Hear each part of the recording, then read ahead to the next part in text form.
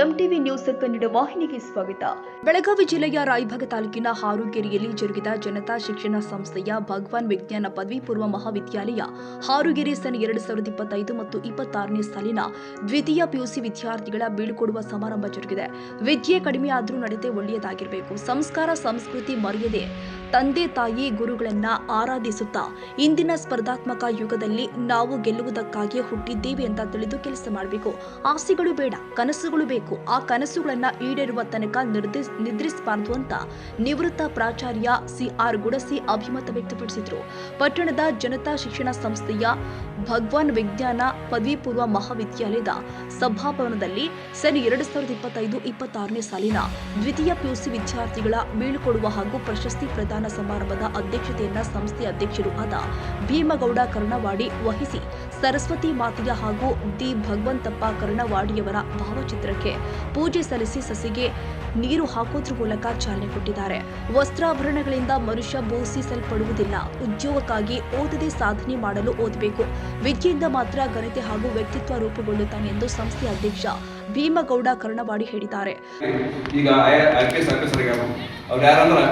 ತಮಿಳುನಾಡಿನ ವಿಕ್ರಾಂತಿ ಅಮಿತಾ ಅವರಿಗೆ 14ನೇ ವರ್ಷದಾಗ ಮದುವೆ ಆಗ್ತೈತಿ. ನಂತರ 18ನೇ ವರ್ಷದಾಗ 2 ಮಕ್ಕಳು ಇದ್ರು.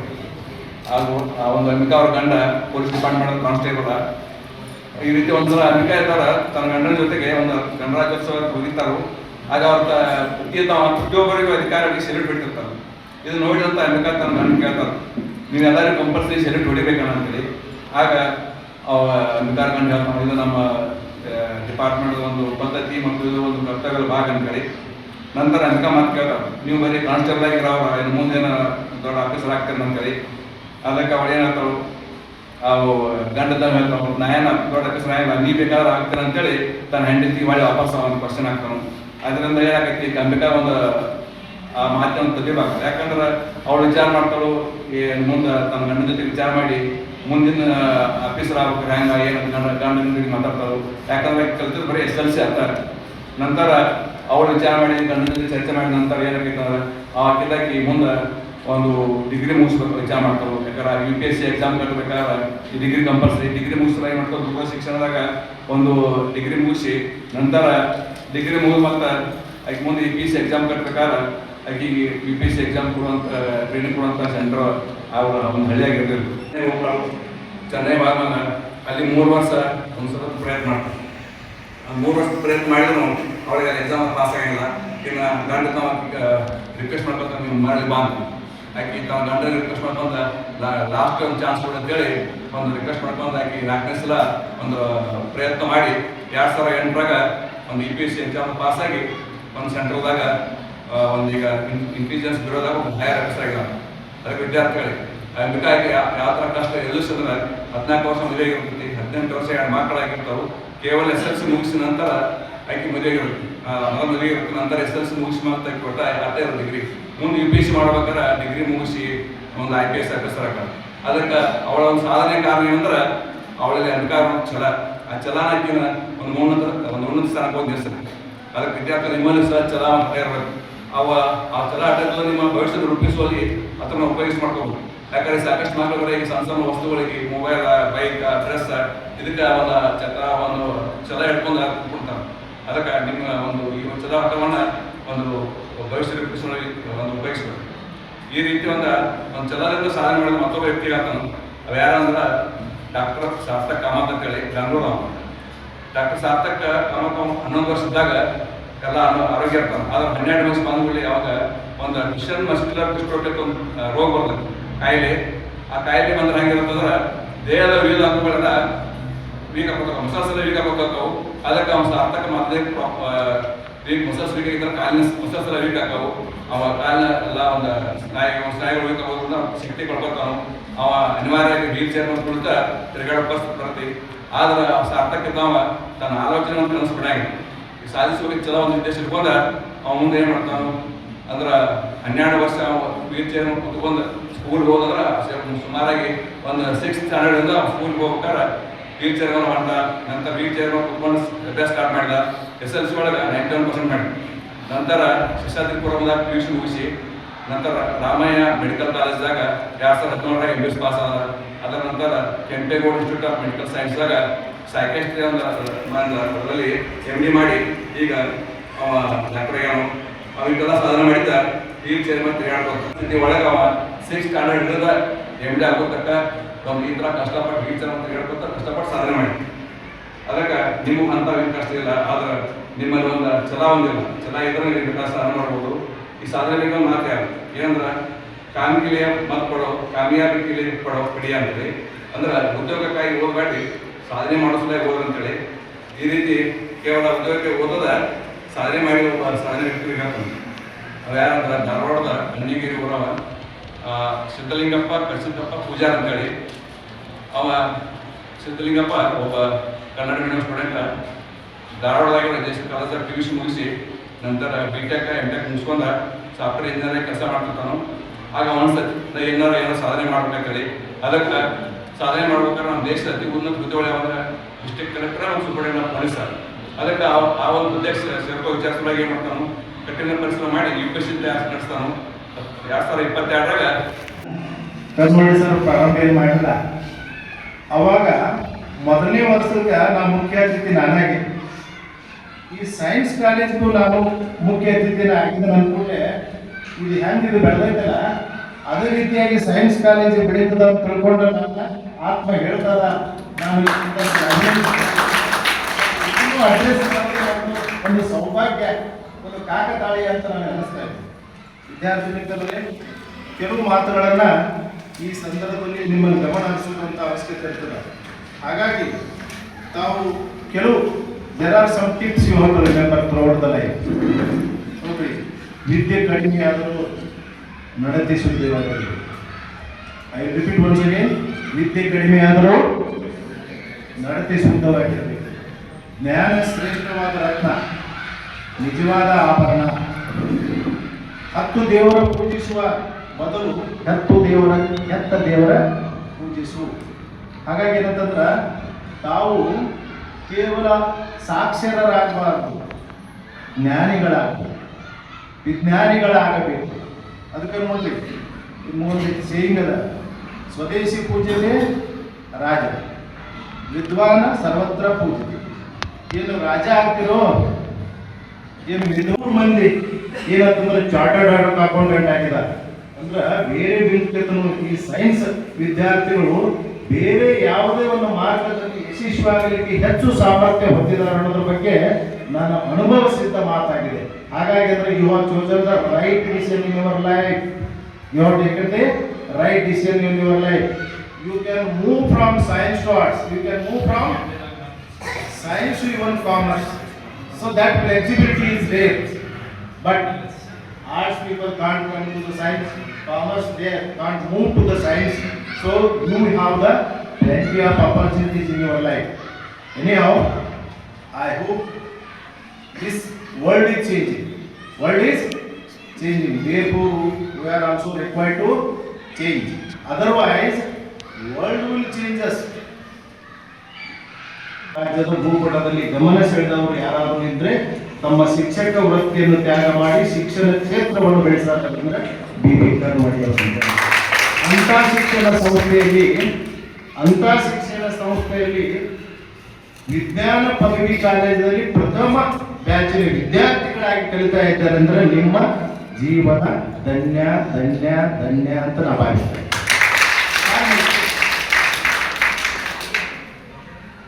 ಕೆಲವು ನನ್ನ ಬಗ್ಗೆ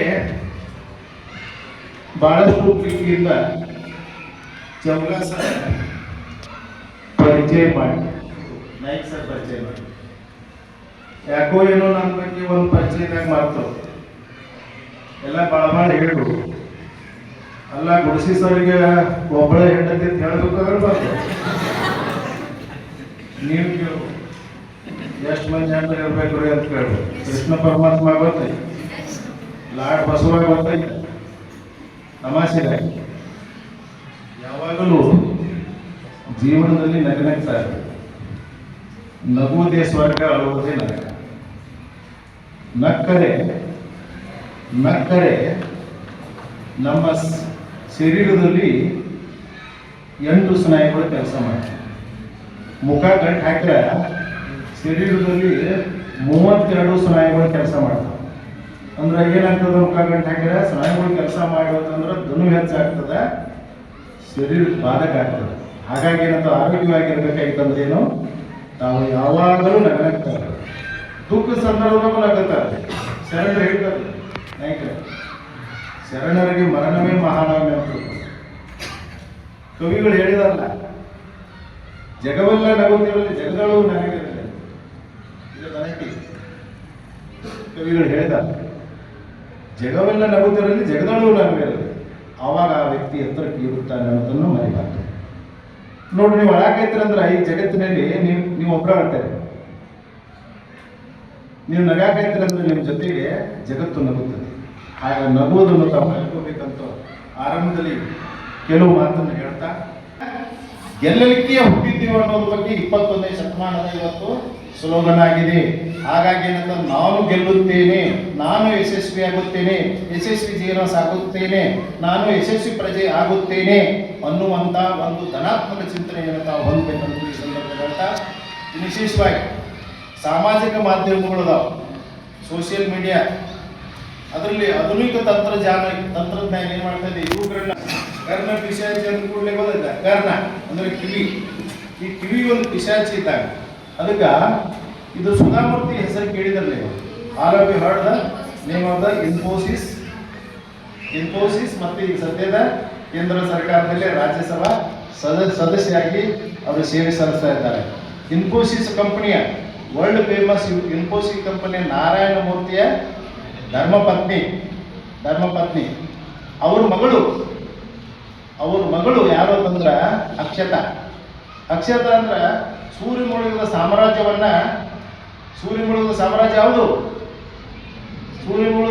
ಯಾವುದು? ಇಂಗ್ಲೆಂಡ್, UK, ಇಡೀ ಜಗತ್ತನ್ನ ಆಳ್ರು. ಅದಕ್ಕೆ ಸೂರ್ಯ ಮುಳುಗಿದ ಸಾಮ್ರಾಜ್ಯ ಅಂತಿದ್ರು. ಜಗತ್ತನ್ನ ಆಳಿದಂತ ದೇಶವನ್ನ ಮೊಟ್ಟ ಮೊದಲಿಗೆ ಆಳಿದವರು ಯಾರು? ಭಾರತೀಯನಾದ ರಿಷಿ ಸುನಕ್ ಏನು ಮಾಡಿದ? ಇಂಗ್ಲೆಂಡ್ ಅನ್ನ ಆಳಿದ. ಇತ್ತೀಚೆಗೆ ಬದಲಾವಣೆ ಆಗಿದೆ. ಆ ರಿಷಿ ಸುನಕನ ಧರ್ಮಪತ್ನಿ ಯಾರು? ಸುಧಾಮೂರ್ತಿ ನಾರಾಯಣ ಮೂರ್ತಿಯ ಪ್ರೀತಿಯ ಕುಡಿ ಅಕ್ಷತಾ. ಈ ಇನ್ಫೋಸಿಸ್ ಕಂಪನಿಯ 3 ತಿಂಗಳ ನಿವ್ವಳ ಲಾಭ ಗುಣಗಾನ ಮಾಡಿದ್ದಾರೆ, ಫೀಡ್ಬ್ಯಾಕ್ ಕೊಟ್ಟಿದ್ದಾರೆ. ಅವ್ರು ಹೆಂಗೆ ನಡೀತಾರೆ, ಹೆಂಗೆ ಮಾತಾಡ್ತಾರೋ ಅನ್ನೋದ್ರ ಬಗ್ಗೆ ಭಾಳ ಹೇಳಿದ್ದಾರೆ. ಈಗ ನೋಡ್ರಿ, ಬದಲಾವಣೆ ಆಗಿದೆ. ಅದಕ್ಕಾಗಿ 49 ವಿದ್ಯಾರ್ಥಿಗಳಿಗೆ ಒಂದು ಪ್ರಮಾಣ ಮಾಡ್ಬೇಕೇನಂತಂದ್ರೆ, ನೀವು ಕೊಡ್ತಕ್ಕಂಥ ಒಂದು ಕೊಡುಗೆ ಏನಂತಂದ್ರೆ, ಈ ಸಂಸ್ಥೆಗೆ ಕೊಡುಗೆ ಏನಂತಂದ್ರೆ 49 ವಿದ್ಯಾರ್ಥಿಗಳು ಒಬ್ಬೊಬ್ಬರು ಈ ಸಂಸ್ಥೆಗೆ 2 ವಿದ್ಯಾರ್ಥಿಗಳನ್ನು ವಿಜ್ಞಾನ ವಿಷಯಕ್ಕೆ ಕಳಿಸಿಕೊಡುತ್ತೇನೆ ಅನ್ನೋದ್ರ ಬಗ್ಗೆ ನಾನು ಮುಂದೆ ನೀವು ಸಂಕಲ್ಪ ಮಾಡಬೇಕನ್ನೋದ್ರ ಬಗ್ಗೆ ನನ್ನ ಒಂದು ಕಳಕಳಿ ವಿನಂತಿ. ನೋಡ್ರಿ, ಕ್ರೋರ್ಸ್ ಇನ್ವೆಸ್ಟ್ಮೆಂಟ್ ಮಾಡಿದ್ದಾರೆ, ಆರಂಭಕ ಮಾಡಿದರು, ಲ್ಯಾಬ್ ಇಟ್ಟಾರು, ಆನಂತರ ಸಭಾಭವನ ಇಟ್ಟಾರು, ಆನಂತರ ಪರಿಸರ ನಿರ್ಮಾಣ ಮಾಡಿದರು. ಇದನ್ನ ಬೇರೆಯವರಿಗೆ ಹೇಳುವುದು ಸಹಿತ ಏನಂತಂದ್ರೆ ಈ ಸಂಸ್ಥೆಗೆ ಕರ್ತವ್ಯ ಸಲ್ಲಿಸದಂತೆ ಆಗುತ್ತದೆ ಅನ್ನೋದ್ರ ಬದಲು ನಾನು ಈ ಸಂದರ್ಭದಲ್ಲಿ ಮನವಿ ಮಾಡಿಕೊಳ್ತಾ ಇದ್ದೇನೆ. ಈ ವೇದಿಕೆ ಮುಖಾಂತರ ತಾವು ಇದನ್ನು ಮಾಡ್ತಿರಲ್ಲ, ಈ ಕಲಿತ ಮಹಾವಿದ್ಯಾಲಯಕ್ಕೆ ಬೇರೆ ವಿದ್ಯಾರ್ಥಿಗಳನ್ನು ಪರಿಚಯಿಸ್ತಿರಲ್ಲ, ಸ್ಪಂದನೆ ಮಾಡ್ತಾರ. ಲಿಮಿಟೆಡ್ ವಿದ್ಯಾರ್ಥಿಗಳು ಇರ್ತೀರಿ, ಅದಕ್ಕೆ ರ್ಯಾಂಕ್ ಬರಲಿಕ್ಕೆ ಬಹಳ ಅವಕಾಶ ಇರ್ತದೆ. ದಯಮಾಡಿ ಮುಂದಿನ ಜನರೇಷನ್ ಅಥವಾ ಮುಂದಿನ ಯುಗದಲ್ಲಿ ನಮ್ಮ ಹಾರುಗೇರಿ ಕೂಡ PUC ಸೆಕೆಂಡ್ ಇಯರ್ದಲ್ಲಿ ರ್ಯಾಂಕ್ ಬರಲೇಬೇಕು. ಅದಕ್ಕೆ ನೀವು ಪ್ರಯತ್ನ ಮಾಡ್ತೀರಿ ಅಂತ ಹೇಳಿ ನನ್ನ ಅನಿಸಿಕೆಯನ್ನು ಹೇಳಲು ಬಯಸುತ್ತೇನೆ. ಮುಂದೆ ಏನಪ್ಪ ಅಂದ್ರೆ, ಇನ್ನೊಂದು ವಿಷಯ, ಪ್ರಾಕ್ಟಿಕಲ್ ವಿಷಯ. ಇಷ್ಟೆಲ್ಲ ಕೇಳ್ತಿದ್ದೆ. ಈ ಸದ್ಯಕ್ಕೆ 7 ಡೇಟ್ ಕೇಳಿದೆ, 7ನೇ ತಾರೀಕಿಗೆ ಪ್ರಾಕ್ಟಿಕಲ್ ಎಕ್ಸಾಮ್ ಅದಾವ ಸೆಕೆಂಡ್ ಇಯರ್ದಾಗೆ. ಫುಲ್ ಟೆನ್ಷನ್ ಇದ್ರಿ. ಯಾಕಂದ್ರೆ ನಿಮ್ಮ ಸ್ಟಾಫ್ದವರಿಗೆ, ನಿಮ್ಮ ಮ್ಯಾನೇಜ್ಮೆಂಟ್ಗೂ ಫಸ್ಟ್ ಬ್ಯಾಚ್ ಹೆಂಗೆ ತಗೋತಾರೋ, SVS ಕಾಲೇಜ್ದಾಗ ಐತಿ, ಲೆಕ್ಚರ್ಸ್ ಏನು ಮಾಡ್ತಾರೋ ಭಾಳ ಮುಖ್ಯ. ಯಾಕಂತ ಹೇಳ್ತಾ ಇದ್ದೀನಿ ಅಂದ್ರೆ, ಈ SSLC ಅವರಿಗೆ ಮನೆಯ ಪಾಲಕರು ಮತ್ತು ಶಿಕ್ಷಕರು ಹೇಳಿದ ಮಾತ ಕೇಳ್ತಾ ಇರ್ತೀರಿ. ಯಾಕಂದ್ರೆ ಅವಾಗ ನಿಮಗ ಇನ್ನೂ ವಯಸ್ಸಿಗೆ ಬಂದಿರೋದಿಲ್ಲ. ಈ PUC ಸೆಕೆಂಡ್ ಇಯರ್ ಬಂದ ಕೂಡಲೇ ಇದು ಮಂಗ್ಯ ವಯಸ್ಸು. ಯಾರು PUC ಸೆಕೆಂಡ್ ಇಯರ್ ಸಬ್ಜೆಕ್ಟ್ನಲ್ಲಿ ಇನ್ವಾಲ್ವ್ ಆಗಿ ಯಾರು ಅಭ್ಯಾಸ ಮಾಡ್ತಿರಲ್ಲ ಅವ್ರು 100% ಸಕ್ಸಸ್ ಆಗಿ. ಬಟ್ ನೀವು ಅಭ್ಯಾಸ ಮಾಡ್ಬೇಕಂದ್ರೆ ನಿಮ್ಮ ವಯಸ್ಸು ನಿಮ್ಮ ಕಂಟ್ರೋಲ್ ಮಾಡಕ್ ಆಗೋದಿಲ್ಲ. ಆದ ಕಾರಣ ಈ ಮಂಗ್ಯ ವಯಸ್ಸು ಮೋಸ್ಟ್ ಡೇಂಜರ್ ಪೀರಿಯಡ್ ಅಂದ್ರೆ PUC 2ನೇ ವರ್ಷ. ಆಮೇಲೆ ಡಿಗ್ರಿಗೆ ಹೋಗ್ತೀರಿ, ಮೆಚುರಿಟಿ ಆಗಿರ್ತೀರಿ, ಎಂಜಾಯ್ಮೆಂಟ್ ಮಾಡುವಾಗ ಎಂಜಾಯ್ಮೆಂಟ್ ಮಾಡ್ತೀರಿ, ಸ್ಟಡಿ ಮಾಡುವಾಗ ಸ್ಟಡಿ ಮಾಡ್ತೀರಿ. ಬಟ್ ಈ PUC 2nd ಇಯರ್ ಯಾವತ್ತಿದ್ರು ಮೋಸ್ಟ್ ಡೇಂಜರು. ಅದನ್ನು ಕಂಟ್ರೋಲ್ ಮಾಡಿ ನೀವು ಸರ್ಕ್ಯೂಟ್ ಡಯಾಗ್ರಾಮ್ ಹಾಕಕ್ಕೆ ಬರಬೇಕು. ಸರ್ಕ್ಯೂಟ್ ಡಯಾಗ್ರಾಮ್ ಹಾಕ್ತೀರಿ. ಆಮೇಲೆ ಟ್ಯಾಬ್ಯುಲರ್ ಕಾಲಮ್ ಈ 4 ಪಾಯಿಂಟ್ ನೀವು ಬರೆದ್ರಿಂದ 100% ಏನಪ್ಪ ಅಂದ್ರೆ 80% ನೀವು ಸಕ್ಸಸ್ ಆದಂಗ. 80% ಸಕ್ಸಸ್ ಆದಂಗ. ನೆಕ್ಸ್ಟ್ ಏನಪ್ಪ ಅಂದ್ರೆ ಹಿಡನ್ ಎಕ್ಸ್ಪೆರಿಮೆಂಟಲ್ ಸರ್ಕ್ಯೂಟ್ ಕನೆಕ್ಷನ್ ಅಂತ ಒಟ್ಟ ಟೋಟಲ್ ಆಗಿ ಅದಕ್ಕೆ 3, ಅದಕ್ಕೆ ಏನೋ ನಿಮ್ಮ ಬುಕ್ದಲ್ಲಿ ನೋಡೋದು ಏನೂ ಇರೋದಿಲ್ಲ, ಅದಕ್ಕೆ 3 ಮಾರ್ಕ್ಸ್ ಕೊಡ್ಲಿಕ್ಕೆ ಅವಕಾಶ ಇದೆ. ಆಮೇಲೆ ರೀಡಿಂಗ್ ಯಾವುದೇ ಇರಲಿ ಎಂಟ್ರಿ ಮಾಡಿದ್ರಕ್ಕ ಅದಕ್ಕೆ 4 ಮಾರ್ಕ್ಸ್ ಕೊಡ್ಲಿಕ್ಕೆ ಅವಕಾಶ ಇದೆ. ಆದ ಕಾರಣ ವಿದ್ಯಾರ್ಥಿಗಳೇ ಧೈರ್ಯ ಬಿಡದೆ ಯಾವುದೇ ಕಾರಣಕ್ಕೂ ನೀವು 4 ಪಾಯಿಂಟ್ ಮಾತ್ರ ಇದನ್ನ ಮಾಡಿ ಪರ್ಫೆಕ್ಟ್ ಆಗಿ ಹೋಗಿರಿ. ಮತ್ತು ಕೆಮಿಸ್ಟ್ರಿ ಒಳಗೆ ಆಲ್ಮೋಸ್ಟ್ ಏನಪ್ಪ ಅಂದ್ರೆ ಚಾರ್ಟ್ ಮೇಲೆ ಡಿಪೆಂಡ್. ಯಾರು ಪರ್ಫೆಕ್ಟ್ ಇರ್ತಾರೆ ಕೆಮಿಸ್ಟ್ರಿ ವಿದೌಟ್ ಚಾರ್ಟ್ ನೀವು ಮಾಡ್ಬೋದು. ಚಾರ್ಟ್ ಅಲೌ ಕೊಡ್ತಿದ್ದಾರೆ. ಅದಕ್ಕೆ ನೀವು ಯಾವುದೇ ಕಾರಣಕ್ಕೂ ಈ ಸಲ ಬೇರೆ ಕಡೆ ಎಕ್ಸಾಮ್ ಇದೆ, ನಮ್ದು ಪ್ರಾಕ್ಟಿಕಲ್ ಹೆಂಗಪ್ಪ ಅನ್ನೋದು ವಿಚಾರ ಮಾಡಕ್ಕೆ ಹೋಗ್ಬೇಡ್ರಿ. ಎಲ್ಲ ಉಪನ್ಯಾಸಕರು ನಿಮ್ಮನ್ನ ಬಹಳ ಪರ್ಫೆಕ್ಟ್ ಮಾಡಿದ್ದಾರೆ ಅಂತ ಅನಿಸ್ತದೆ. ಯಾಕಂದ್ರೆ ಈ ಎಕ್ಸಾಮ್ ಇದ್ರೆ ನಾವು ಚಲೋತಾಗಿ ಬರಿಬಹುದು, ಇನ್ನೊಂದು ಕಾಲೇಜ್ಗೆ ಹೋಗ್ತೀವೋ ಹೆಂಗೋ ಅದು ಟೆನ್ಷನ್. ನಾನು ಒಬ್ಬ ಫಿಸಿಕ್ಸ್ ಉಪನ್ಯಾಸಕರಾಗಿ ನಿಮಗೆ ಹೇಳ ಬಯಸೋದು ಏನೆಂದರೆ, ವಿದ್ಯಾರ್ಥಿಗಳೇ 4 ಪಾಯಿಂಟ್ ನೆನಪಿಡ್ರಿ. 4 ಪಾಯಿಂಟ್ ಬರೆದ್ರೆ ಮೋರ್ ದೆನ್ 50% ನಿಮಗೆ ಮಾರ್ಕ್ಸ್ ಬರ್ತಾವ. ಆಮೇಲೆ ನಾನು ಒಬ್ಬ ಫಿಸಿಕ್ಸ್ ಪ್ರೋಗ್ರಾಮದ ಅಧ್ಯಕ್ಷನಾಗಿ ಕೆಲಸ ಮಾಡಿದ್ದೇನೆ. ಎಲ್ಲ ಉಪನ್ಯಾಸಕರು ನನಗೆ ಪರಿಚಯ ಇದ್ದವ್ರು ಅದಾರ. ಅಂದ್ರೆ ನಿಮಗೆ ಕಾಪಿ ಕೊಡ್ಲಿಕ್ಕೆ ಅಂತಲ್ಲ, ಧೈರ್ಯ ಹೊಡ್ಕೋಬೇಕಂತ ಅಷ್ಟೇ ಹೇಳ್ತೀನಿ. ಧೈರ್ಯ ಹೊಡ್ಕೊಳ್ಳಾಗಿಲ್ಲ, ನೀಟಾಗಿ ಬರೀ, ನಿಮಗೆ ಅನ್ಯಾಯ ಮಾಡಲಾಗ ಆ ಉಪನ್ಯಾಸಕ್ಕೆ ನಾನು ಹೇಳ್ತಾ ಇದ್ದೇನೆ. ಆದ ಕಾರಣ ಈ 4 ಪಾಯಿಂಟ್ ಅಂತ ಹೇಳಿದ್ದೀನಲ್ಲ, ಮೊದಲನೇ ಪಾಯಿಂಟ್ ಯಾವುದಂದ್ರ 4 ಪಾಯಿಂಟ್ ಬರೀಬೇಕಷ್ಟ. 4 ಪಾಯಿಂಟ್ ಅಂದ್ರೆ ನಿಮಗೆ ಫಿಸಿಕ್ಸ್ ಅಷ್ಟೇ ಹೇಳ್ತೀನಿ ನಾನು. ಪ್ರಿನ್ಸಿಪಲ್ ಒಂದು ಬರೆದ್ರೆ 2 ಮಾರ್ಕ್ಸ್ ಸಿಗ್ತಾವ. 4 ಪಾಯಿಂಟ್ ಬರೆಯಕ್ಕೆ ನೀವು ಪರ್ಫೆಕ್ಟ್ ಆಗ್ರಿ. ಎಕ್ಸ್ಪೆರಿಮೆಂಟ್ ಮಾಡೋದು ಬಿಡೋದು ಸೆಕೆಂಡ್ರಿ. ಸೆಕೆಂಡ್ ಏನಪ್ಪ ಅಂದ್ರೆ ಫಾರ್ಮುಲಾ ಬರೆಯಕ್ಕೆ ಪರ್ಫೆಕ್ಟ್ ಮಾಡ್ರಿ. 12 ಎಕ್ಸ್ಪೆರಿಮೆಂಟ್ ಇರ್ತಾವ. 12 ಎಕ್ಸ್ಪೆರಿಮೆಂಟ್ದು ಏನಪ್ಪ ಅಂದ್ರೆ ನೀವು ಮಾಡಿದ ಎಕ್ಸ್ಪೆರಿಮೆಂಟ್ ಮಾತ್ರ ಇರ್ತಾವ. ಯಾಕಂದ್ರೆ ಫಿಸಿಕ್ಸ್ SVS ಕಾಲೇಜಲ್ಲಿ ಈಗ ಹೊಸದಾಗಿ ಮೇಡಮ್ ಬಂದಿದ್ದಾರೆ. ಅವ್ರಿಗೆ ಹೆಚ್ಚು ಅನುಭವ ಇಲ್ಲ, ಇದೇ ಫಸ್ಟ್ ಟೈಮ್. ಅವರು ನನ್ನ ಕರೆಸಿ ಕೇಳಿದ್ದಾರೆ, ನಿಮ್ಮ ಕಾಲೇಜಲ್ಲಿ ಎಷ್ಟು ಎಕ್ಸ್ಪೆರಿಮೆಂಟ್ ಮಾಡಿಸಿದಾರಲ್ಲ ಅವೇ ಎಕ್ಸ್ಪೆರಿಮೆಂಟ್ ಅಲ್ಲಿ ಮಾಡಿಸ್ತಾರೆ. ಬೇರೆ ಯಾವುದು ಬೈ ಚಾನ್ಸ್ ಅಲ್ಲಿ ಮಾಡಿಸಿರ್ಲಿಕ್ಕಂದ್ರೆ ಇಲ್ಲಿದ ಎಕ್ಸ್ಪೆರಿಮೆಂಟ್ ಹೋಗಿ ಅದನ್ನು ಮಾಡ್ಲಿಕ್ಕೆ ಅವಕಾಶ ಇದೆ. 12 ಎಕ್ಸ್ಪೆರಿಮೆಂಟ್ ಪರ್ಫೆಕ್ಟ್ ಮಾಡಬೇಕು. 12 ಎಕ್ಸ್ಪೆರಿಮೆಂಟ್ ಅಲ್ಲಿ ಮೊದಲೇದು ಏನಪ್ಪ ಬರೀಬೇಕಂದ್ರೆ ಎಕ್ಸಾಮ್ದಾಗ ಈ ಪ್ರಿನ್ಸಿಪಲ್ ಎಕ್ಸ್ಪೆರಿಮೆಂಟ್ ಯಾವ್ದು ಬಂದಿರ್ತದೆ ಅದು ಪ್ರಿನ್ಸಿಪಲ್. ಸನ್ 2025-26ನೇ ಸಾಲಿನ ಭಗವಾನ್ ಪ್ರತಿಭಾನ್ವೇಷಣೆ ಪರೀಕ್ಷೆಯಲ್ಲಿ ಲಾವಣ್ಯ ಮೋಳಿ ಪ್ರಥಮ, ಸಮೃದ್ಧಿ SM ದ್ವಿತೀಯ, ಸೌಜನ್ಯ S ಅಂಗಡಿ ತೃತೀಯ, ಓಂಕಾರ ಕಾನಟಿ 4ನೇ ಸ್ಥಾನ, ರಕ್ಷಿತಾ ಕುರಣಿ 5ನೇ ಸ್ಥಾನ ಪಡೆದು ನಗದು ಬಹುಮಾನ ಪಡೆದುಕೊಂಡಿದ್ದಾರೆ. ಮುಖ್ಯ ಅತಿಥಿಗಳಾಗಿ ವಿಶ್ರಾಂತ್ ಪ್ರಾಚಾರ್ಯ GR ಸುಳ್ಳದ ಆಗಮಿಸಿ ಮಾತನಾಡಿದರು. ಸಂಸ್ಥೆ ಹಾಗೂ ಶಿಕ್ಷಕರ ಕುರಿತು ವಿದ್ಯಾರ್ಥಿನಿಯರು ತಮ್ಮ ಅನಿಸಿಕೆಗಳನ್ನು ವ್ಯಕ್ತಪಡಿಸಿದರು. ಇಲ್ಲಿ ಹಚ್ಚಿದ ಬೆಸ್ಟ್ ಆಯ್ತಂತ. ಯಾಕಂದ್ರೆ ಇಲ್ಲಿ ಪ್ರತಿಯೊಬ್ಬ ಶಿಕ್ಷಕರು ಪ್ರತಿಯೊಬ್ಬ ಸ್ಟೂಡೆಂಟ್ಸ್ನು ಪರ್ಸನಲ್ ಕೇರ್ ಭಾಳ ಮಾಡ್ತಾರು. ನಾವು ತಪ್ಪು ಮಾಡಿದಾಗ ನಮ್ಮ ಬುದ್ಧಿ ಭಾಳ ಹೇಳ್ಯಾರು. ಐ ಥಿಂಕ್ ಹಿಂಗೆ ಕೇರ್ ಮಾಡಿದ ನಾನು ಎಲ್ಲೂ ಕೇಳೇ ಇಲ್ಲ. First of all chairman sir ಬಗ್ಗೆ ಹೇಳ್ಬೇಕಂದ್ರೆ ಅವರೊಂದು ದೇವ್ರ ಸ್ವರೂಪನೇ ಹೌದು. ಅವರ ಸರಳತೆ ನಮಗೆಲ್ಲ ಮಾದರಿ. ನಮ್ಗೆ ಅವ್ರ ಹೆಲ್ತ್ ಬಗ್ಗೆ ಮತ್ತು ಸ್ಟಡಿ ಬಗ್ಗೆ ಭಾಳ ಕೇರ್ ಮಾಡ್ಯಾರು. ಏನಾದರೂ ಸಮಸ್ಯೆ ಇತ್ತಂದ್ರೆ ಆಗ ಅದಕ್ಕೆ ಪರಿಹಾರ ಹುಡುಕೊಡ್ತಿದ್ರು. ನಿಜವಾಗ್ಲೂ ನಿಮ್ಮ ಸರಳತೆ ನನ್ನ ಬದುಕಿಗೆ ನಾ ಭಾಳ ಇನ್ಸ್ಪೈರ್ ಆಗೀನಿ ನಿಮ್ಮ ಸರಳತೆಯಿಂದ. ಫಸ್ಟ್ ಫಿಸಿಕ್ಸ್ ಸಬ್ಜೆಕ್ಟ್ ಬಗ್ಗೆ ಹೇಳ್ಬೇಕಂದ್ರೆ ನಮಗೆ ಜಾಸ್ತಿ ಹೇಳಿದ್ರು ರೂಪಶ್ರೀ ಓದಿದ್ ನಾನು. ಅವ್ರ ಪ್ರಾಬ್ಲಮ್ಸ್ ಬಿಡ್ಸಾಕತ್ರು, ಮಾರ್ಕ್ಸ್ ಕೇಳಕತ್ರು, ನಂಗಾರ ಭಾಳ ಅನಿಸ್ತಿದ್ನಿ. ಅವ್ರ ಪ್ರಾಬ್ಲಮ್ಸ್ ಏನ್ರಿ ಬಿಡ್ಸೋಕ್ ಮುಂದೆ ನಾವು ಆನ್ಸರ್ ಮಾಡ್ಲಿಕ್ಕಂದ್ರೆ ಏನ್ರಿ ಯಾವಾಗ ಬಿಡ್ರಿ ಹೇಳಕ್ ಬರಂಗಿಲ್ಲ. ಗ್ರಾಮ ಗಪ್ ನಾವು ಕೂತು ಬಿಡುದು ಹರಿದಟ್ಟಿ ಕೇಳ್ಕೊತ ಬ್ಯಾಂಕ್ ಹತ್ತಿರ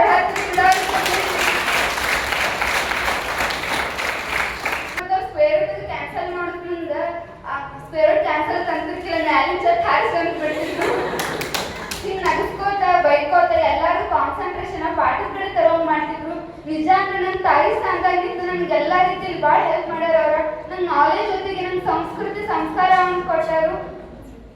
ಅವ್ರಿಗೆ ಎಷ್ಟು ಥ್ಯಾಂಕ್ಸ್ ಹೇಳೋಣ ಕಡಿಮೆನ. ನೆಕ್ಸ್ಟ್ ಫಿಸಿಕ್ಸ್ ಸರ್ ಬಗ್ಗೆ ಹೇಳ್ಬೇಕಂದ್ರೆ ಇವ್ರಿಗೆ ಪೇಷನ್ಸ್ ಭಾಳ ಐತಿ. ಲ್ಯಾಬ್ದಾಗ ಒಂದು ಏನ್ರ ರೀಡಿಂಗ್ಸ್ ಬರ್ಲಿಕ್ಕಂದ್ರೆ ರೀಡಿಂಗ್ಸ್ ಬರ್ಲಿಕ್ಕೆ ಭಾಳ ಪೇಷನ್ಸ್ ಇಂದ ಹೇಳ್ತಿದ್ರು. ನಂಗೆ ಅವ್ರ ಕ್ಲಾಸ್ ಅಂದ್ರೆ ಭಾಳ ಇಷ್ಟ ಆಗ್ತೈತಿ. ಇದೇ ಸಂದರ್ಭದಲ್ಲಿ ಟಿಬಿ ಸಾಜಿನಿ, ಗಂಗಾಧರ್ ಕುಲಕರ್ಣಿ, ಕೆಎಸ್ ಚೌಗಲ, ಸಿಬ್ಬಂದಿ ವರ್ಗ ಮತ್ತು ವಿದ್ಯಾರ್ಥಿಗಳು ಉಪಸ್ಥಿತರಿದ್ದರು. ಪ್ರಾಚಾರ್ಯ ಡಿಎಂ ನಾಯ್ಕ ಸ್ವಾಗತ ಮಾಡಿದರೆ, ಸ್ಫೂರ್ತಿ ಟಕ್ಕಣ್ಣವರ, ಸೃಷ್ಟಿ ಹೊಂಬಾಳ ನಿರೂಪಿಸಿದ್ರು, ಎಂಬಿ ಪಾಟೀಲ ವಂದಿಸಿದ್ರು.